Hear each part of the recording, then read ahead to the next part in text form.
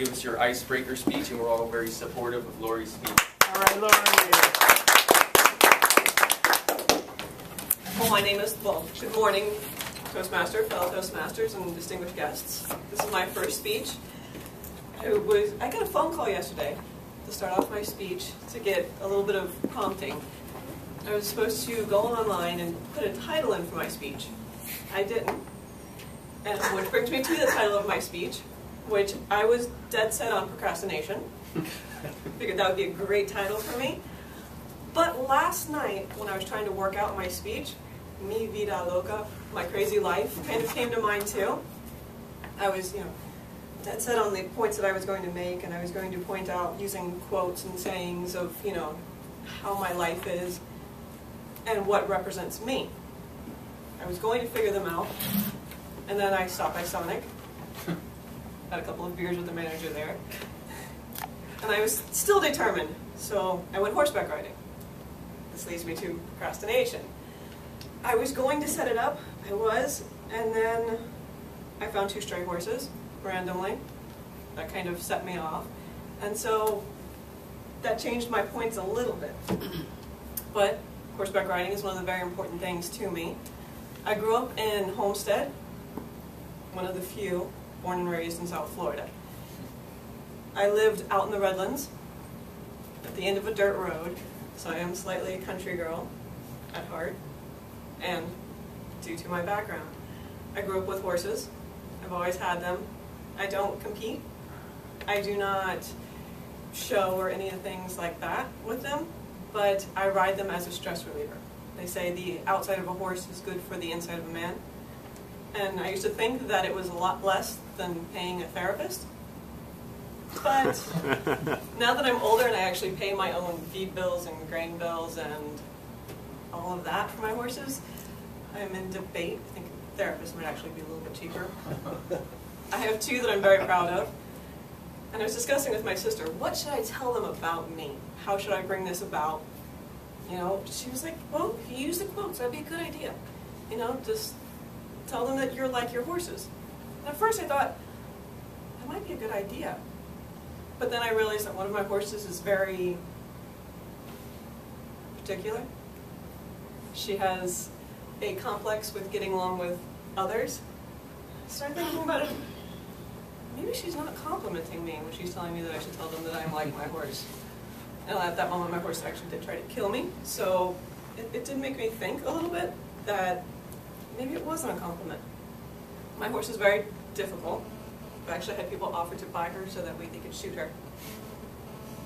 She is 23 and acts like she's 3. She's an Arabian Morgan cross, and I've had her since I was 16, so I don't know any better for the better horses. They put me on one that's well trained, and I just do not know what to do. I know how to hold on and stay on, which is a good lesson in life, because that brings about determination, and it makes you want to stay, and it provides me with the determination to keep going, even if I'm not sure that I'm doing the right thing. I am determined that I will get my way in the end, so I am kind of like her. But then I got another horse. His name is Chico, and he's sweet. I was thinking maybe she says that I'm like him, because he's beautiful, which I definitely don't go that way. But, I don't think that much of myself, sorry. But he's beautiful, everybody compliments him.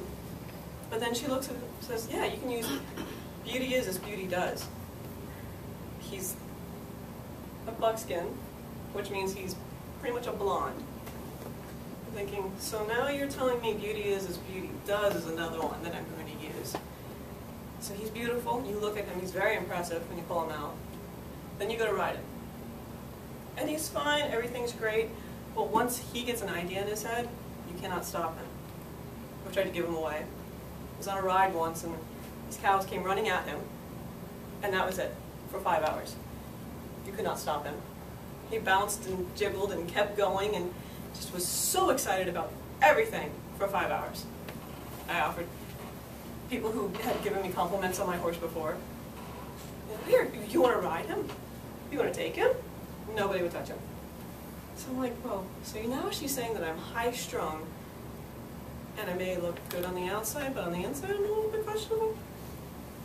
So then I kind of looked over her and I'm like, so where should I go with this?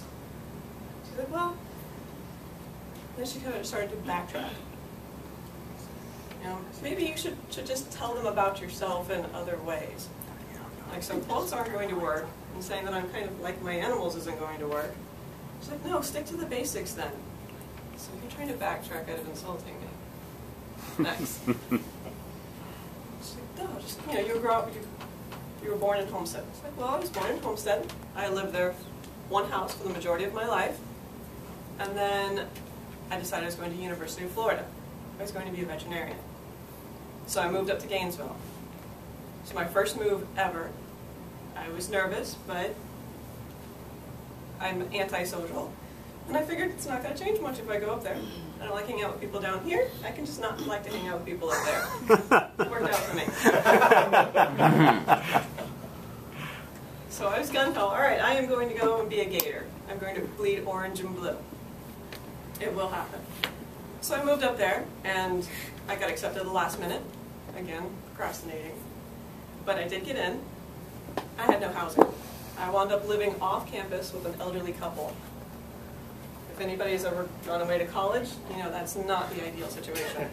I lived an hour away from school, and I never wanted to go back into school if I had to come home, so that kind of ruined the social life that I didn't really care about anyway. But I eventually wound up moving closer to campus. I got involved in a lot of programs up there because it was going to be good for my veterinary school application. And I wound up with a Bachelor's of Science in Animal Science, Animal Biology specialization with a minor in zoology. A very fancy title for pre-whatever I wanted to be if I wanted to be a doctor. I graduated, and after years of biochemistry, physics, and organic chemistry, I decided I wanted to sleep on the couch for a month. So I did. I slept on the couch for a month, and then everybody said, well, you're a big girl now. You graduated college, go get a job. I wound up with a job working at Target as a photo lab because I decided I did not want to use my brain for a year. It worked out well. It was very interesting. The photos you see there are incredible. It's like, you just want to tell some people, please use Polaroid. But it was fun, and I enjoyed not using my brain for a while. After that, I decided I would actually like to make money. So I went to Del Monte Fresh Produce. That was great. It was a big corporate job.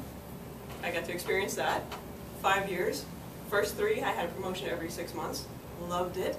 Was very happy. I actually went into my boss one day and said, show me the money. He said, well, can you do the work? I said, I can do the work if you can show me the money. He did. And I enjoyed it. We had a good relationship. I eventually got a boss who did not like to show me the money, so I left. And I went to Worldwise Consulting, where I am now. And I actually enjoy it. It's a great job. I've flown on a plane more in the past year than I ever did in the first beginning of my life, I guess I should say. That's cool. And now I am here so that way I can learn to speak better, or slow down my speeches, because yesterday I had to give a 3-hour speech in 45 minutes. I accomplished it. But now I need to learn to slow down a little bit. So that is me. Thank you.